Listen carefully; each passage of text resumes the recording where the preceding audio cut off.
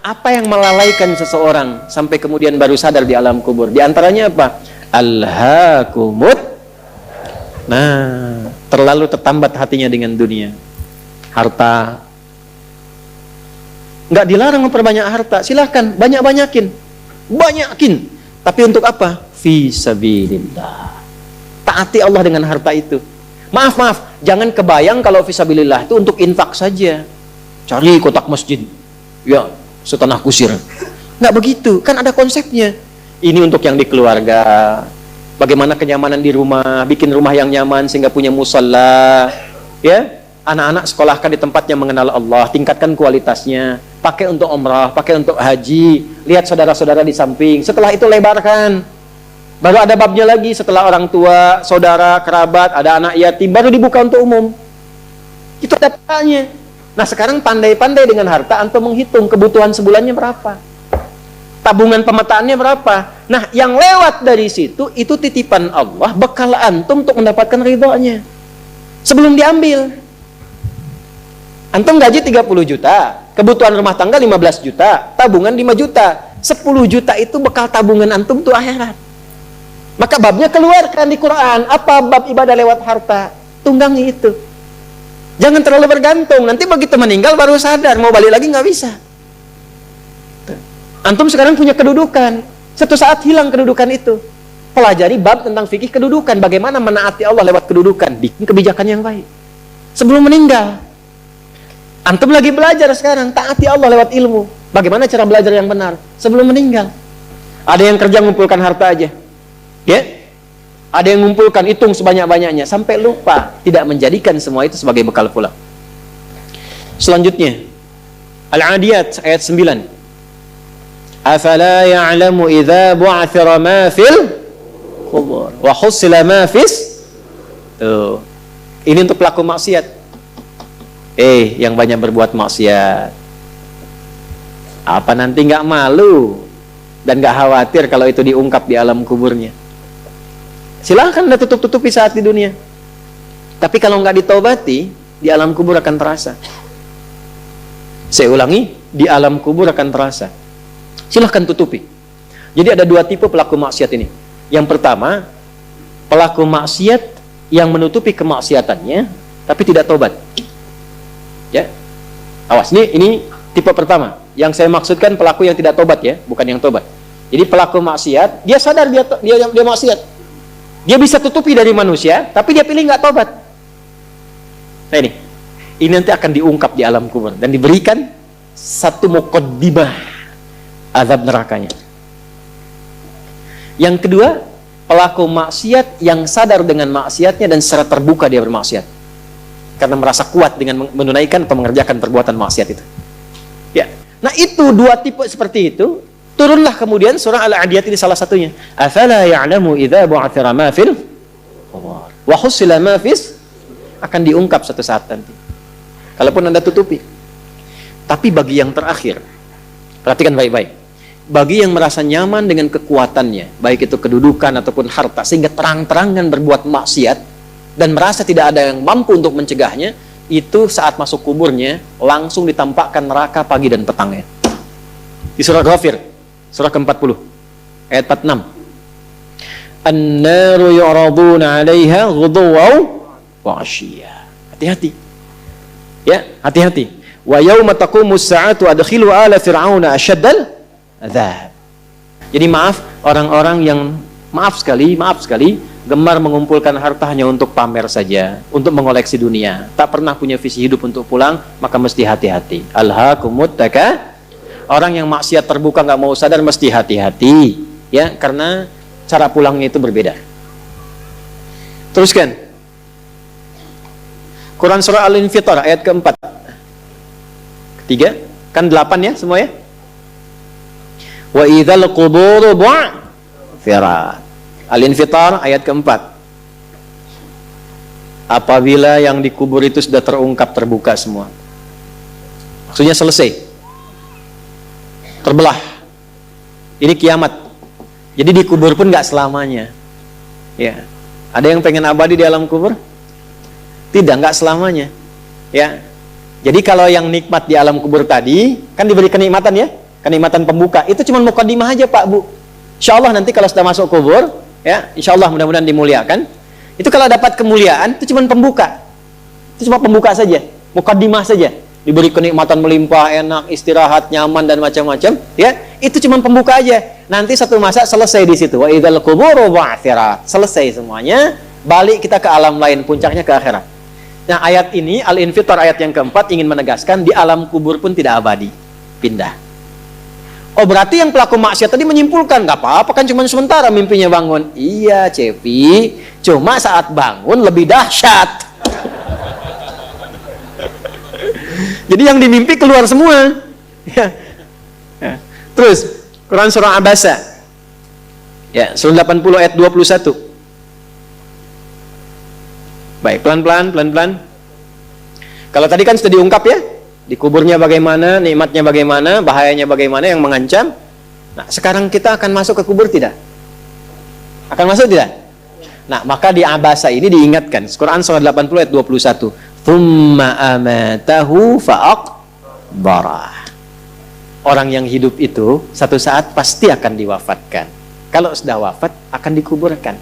Di semua kita tidak ada yang bebas dari penungguan di alam kuburnya. Tadi tunggu. Ini, CAQ semua kan? Calon alam kubur.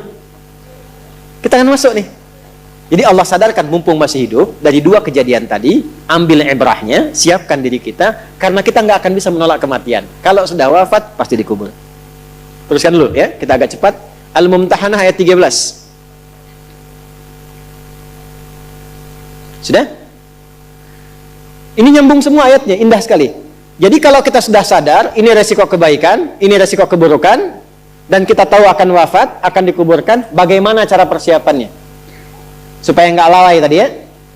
Maka Al-Mumtahanah ayat ke-13. Ya ayyuhalladzina amanu la tatawallaw qauman ghadiballahu alaihim. Qad ya'isu kama ya'isal kuffara min apa? Ashabil kubur. Maka jangan banyak bergaul dengan orang-orang yang menjauhkan kita dari ridha Allah Subhanahu wa taala. Cari teman yang baik sekarang. Pertama, maaf, bikin kebaikan di rumah tangga dulu. Itu kan teman hidup. Ya. Awas, hati-hati. Kalau melihat istri kurang baik atau sebaliknya, jangan dihakimi, jangan difonisi. Justru Allah kirimkan antum itu untuk menebarkan kebaikan dan menyempurnakan kesemaan bersama. Jelas? Jadi sekarang yang dilakukan teman hidup dulu. Rubah jadi baik dulu. Anak-anak jadi baik dulu. Setelah itu cari tempat tinggal yang baik, bergaul dengan orang baik. Antum yang kuliah cari teman yang baik. Antum yang kerja cari teman yang baik. Maaf. Kalau ada tawaran, kedudukan, hartanya berlipat, tapi menjauhkan Anda dari Allah, ingat ini. Tsumma amatahu fa'aqbarah. Ingat saat ditawari itu Anda meninggal. Dikubur. Dan ingat ancamannya. Ingat pasalnya tuh. Ya, ingat suratnya. Paham? Nah, karena itu masukkan ayatnya, jangan sekali-kali menjadikan keadaan di sekitaran kita justru memperkuat datangnya ancaman Allah dan nestapa saat kembali ke alam kuburnya.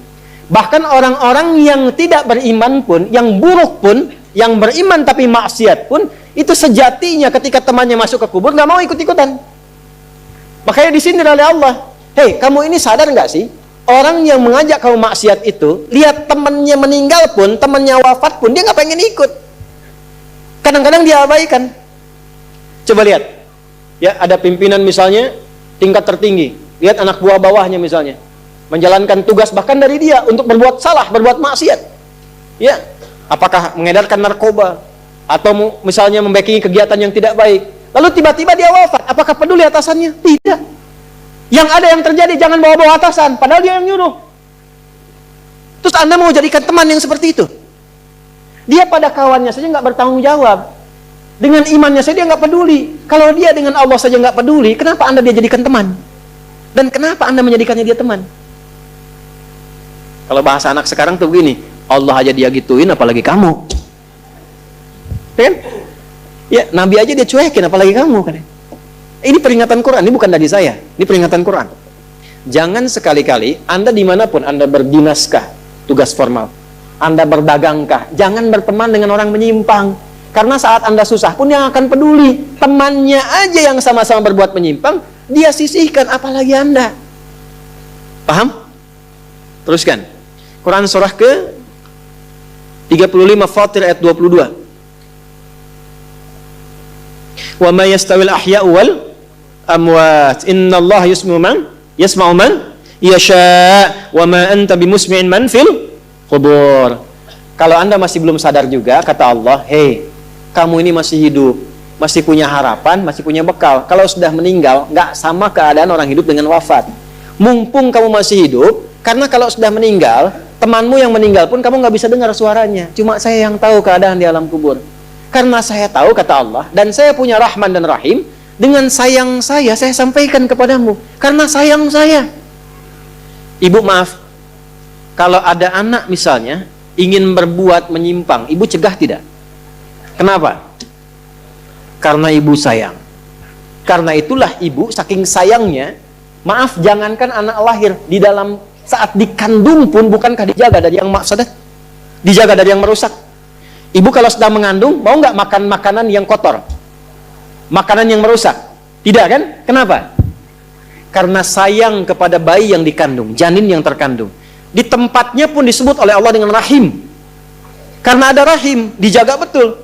Miring kanan susah, kiri susah, telungkup gak mungkin. Dijaga supaya apa? Supaya di dalamnya merasakan ketenangan. Karena apa? Karena ada tempat disebut dengan rahim. Nah, Allah itu sifat rahim melekat kepadanya. Karena sayang dengan kita, diingatkan. Bahasa bebasnya gini, karena saya sayang engkau dengan rahimku. Karena saya cinta kamu dengan rahmanku. Jangan sampai masuk kubur, kamu tersiksa, kamu nestapa. Karena beda antara hidup di dunia dengan kehidupan di kubur. Mumpung masih hidup, cari bekal. Karena engkau tak mampu mendengar apa yang terjadi dalam kubur. Jadi kalau tadi Allah sampaikan, jangan bergaul dengan yang begini, jangan terlena dengan yang seperti ini, itu karena Allah sayang dengan kita. Itu saja. Jelas ya? Ya, jadi kalau nggak sayang, nggak akan mungkin diingatkan. Teruskan. Al-Hajj ayat ke-7. Yang ketujuhnya Al-Hajj ayat ke-7. Wa anna as-sa'ata atiyatun la raiba fiha wa anna Allah yab'atsu man fil qubur. Tapi jangan khawatir, sekalipun engkau masuk ke alam kubur, kata Allah, karena sayang, aku pesankan berbekal dari sekarang. Di alam kubur aku penuhi nikmatku kepadamu. Tapi itu cuma sementara. Besok-besok selesai, aku bangkitkan semua kalian, aku tepati janjiku untuk memberikan surga kepadamu. Karena itulah orang yang baru mau meninggal dalam sakaratul mautnya, kalau benar dia mengikuti apa yang Allah pesankan dari ayat-ayat tadi, maka Allah berikan pendahuluan sebelum masuk kubur. Ditampakkan bahkan surganya di hadapannya, dimasukkan dalam golongan hambanya, ditenangkan saat wafatnya. Ya ayyatuhan nafsul mutmainnah, irji'i ila rabbika radiyatan fadkhuli fi wadkhuli. Nah, jannahnya ditampakkan.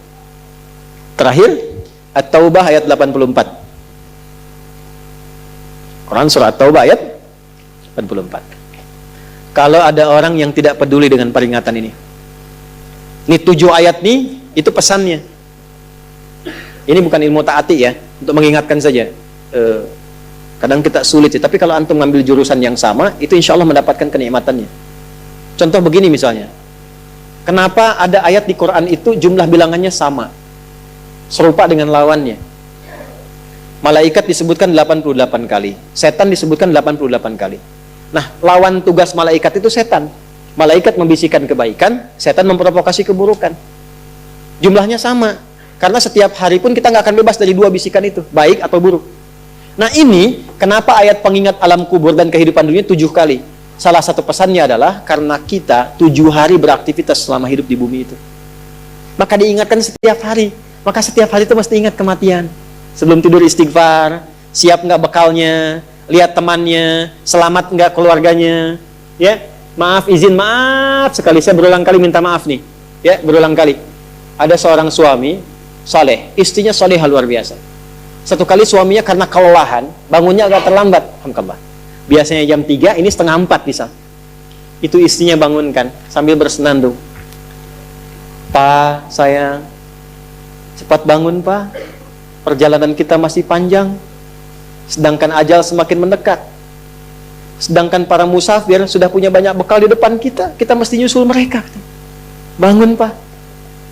Itu Masya Allah kalau pakai bahasa Arab indah sekali. Pak, ajal itu mendekat kepada kita, sedangkan perjalanan masih panjang. Teman-teman kita sudah di depan, bekalnya banyak sekali. Maksudnya apa? Teman-teman kita sudah ada yang hafal Quran, sholatnya nggak putus, malamnya banyak tahajud, puasanya nggak putus, sunnahnya dikerjakan. Kita ini, ya Allah, mau bangun tidur aja susah ya Allah, mau tahajud aja susah. Sementara ajal datang semakin dekat. Pak, bangun Pak, bangun Pak. Takutnya kita meninggal malam ini, kita nggak bisa menyusul teman-teman kita yang sudah di depan. Itu istri bangunkan suaminya. Ada lagi yang suami mau kerja, dibisikin istrinya, Pak, jangan sampai cari yang haram ya. Papa nggak bawa apa-apapun ke rumah di hari ini, kami keluarga akan sabar. Mama akan tenangkan pada keluarga supaya sabar. Tapi Pak, kami nggak akan kuat merasakan sedetik pun di neraka jika Papa bawa yang haram ke rumah. Masya Allah. Nah, ini disebutkan pengingat itu 7 kali. Di 7 ayat berbeda untuk mengingatkan setiap hari ingat wafat. Setiap hari ingat pulang. Setiap hari kita akan mengalami suasana di alam kubur. Jangan sampai meninggalkan dunia dalam keadaan yang terancam. Kalau masih nggak sadar juga dengan pengingat ini, muncul ayat ke-8. Muncul ayat ke-8. Di At-Taubah, ayat 84. Tempatnya pun At-Taubah. Ngajak taubat dulu sebelum diingatkan. Tapi dasar karena nggak pengen taubat juga, maka munculnya ancaman. Kalau ada yang masih nggak peduli, bahkan ada orang Islam yang masih bertahan dengan keburukannya, menampakkan ke orang lain dengan sifat nifaknya, maka turun ayatnya. Wala tusalli ala ahadim minhum mata abada. Wala taqum ala qabri. Tuh. Allahu akbar. Innahum kafaru billahi wa rasulihi wa matu wa hum fasiqun. Kalau ada yang masih begitu, dan Anda lihat diingatkan susah, masih menampakkan kemaksiatan, Allah langsung memberikan ancamannya. Kalau dia bertahan demikian sampai dengan wafat, nggak usah disolatkan. Jangan sampai berdiri di depan kuburnya katanya. Kurang apa lagi? Tiap hari diingatkan, 7 kali, 7 hari beraktivitas, 7 kali diingatkan, diberikan kasih sayang, diarahkan pada yang benar, ditunggu sampai tobat, tapi masih mengancam, masih menampakkan kehebatannya sampai dia wafat. Maka peringatannya apa? Orang-orang yang sengaja menantang berbuat maksiat, menghalalkan dosa yang besar, itu dihukumi oleh Quran. Kafaru billah. Yang menghalalkan dosa besar itu dihukumi kufur. Tapi jangan sembarangan, ya, jangan sembarangan menghukumi. Karena ada yang punya otoritas di situ. Nggak boleh Anda sembarangan, ini kufur, ini togut, ini nggak boleh. Nggak boleh. Ada yang punya otoritas. Dan ada yang paham fikihnya. Nggak boleh sembarangan. Hati-hati kalau ada aliran mengajak Anda, ini togut, ini aja, bunuh aja, tembak aja, tinggalkan itu. Tinggalkan. Karena ada yang punya otoritas untuk menentukan klasifikasi mana yang benar, mana yang salah, mana yang ini, mana yang begitu. Jangan sampai terbawa pada aliran demikian. Jelas ya? Baik. Tapi kalau ada yang nekat berbuat maksiat sampai wafat, kata Allah, Nabi pun sampai dilarang. Jadi ini ayat turun tentang Abdullah bin Ubay bin Salul yang hidupnya mengaku muslim tapi banyak sekali menyakiti Nabi. Banyak berbuat maksiat, bahkan merencanakan pembunuhan kepada Nabi. Ditampakkan oleh Allah, begitu Nabi ingin menampakkan sisi kemanusiaan dengan menyolatkannya, turunlah ayat ini. Jangan disolatkan Muhammad. Jangan disolatkan. Biarnya sama teman-temannya. Jadi biasanya orang munafik ketemu munafik lagi. Ketemu munafik lagi. Hati-hati. Jangan sampai yang menyolatkan itu sesama munafik, sama perbuat maksiat. Orang Islam dilarang yang beriman yang baik, bahkan wala taqum ala qabri. Ke kuburnya pun jangan diantar. Jangan berdiri di depannya. Jangan sampai terancam demikian. Karena itu kalaupun ada yang nampak ciri-cirinya, kita doakan supaya kembali ke jalan yang benar. Kita tunjukkan kebaikan dengan lemah lembut. Supaya dengan itu sadar dan menjadi bagian dari orang-orang beriman yang mendapatkan ridha Allah Subhanahu wa taala. Apalagi kalau itu bagian dari keluarga. Paham?